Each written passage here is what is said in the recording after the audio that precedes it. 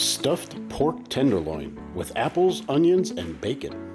I'm choosing to work with the F&Sharp boning knife. Instead of cutting once down the middle and then opening it up kind of like a book, I'm going to make a series of small cuts, and working slowly, I'm going to start peeling back, and then each side I'm going to slice again and again, and then eventually take a meat tenderizer and flatten that out even. The F&Sharp paring knife is excellent for working on these apples. I'm just going to do a simple dice on this, and kind of a small dice. Then I'm also going to dice up some white onion, and then I'm going to slice up some bacon as well. Once your apples are done, set aside, work on your onion, cutting downwards first, then coming in horizontal, and then downwards yet again to make a small dice. Keeping with the theme of small dice, I'm going to slice the bacon strips down the middle first, then I'm going to layer them on top, and then slice across my initial cut there.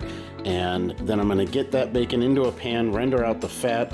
I'm going to cook the onions in the fat, season them up nice and well. Go ahead and give that a toss. When they are translucent, you're ready to go ahead and add the bacon back in.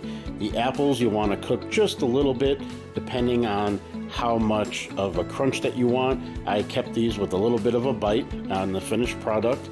And then I'm going to go right down the middle with my stuffing mix here, and then slowly kind of roll it. So you start with one edge first, kind of fold it over, and then tuck your ingredients on the inside. Some are going to fall out, that's okay. Just keep stuffing back in. Roll tightly, smoothly, and slowly. I've got it seam side down until I'm ready with the toothpicks, and then I'm just going to secure those seams.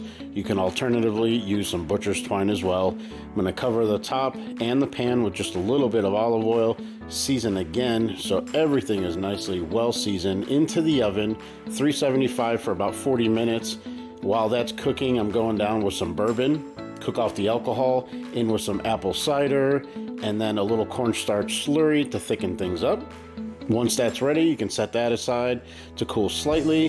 When your pork tenderloin is ready to go, go ahead and slice that up into medallions. Let's look at the inside here. Oh, that's fantastic. The flavors all jive well with the pork, apples, onions, bacon, seasoning that has a little rubbed sage, some thyme. It's fantastic. Finish it off with a drizzle of that sauce and enjoy. And make sure to visit fnsharp.com for this and more.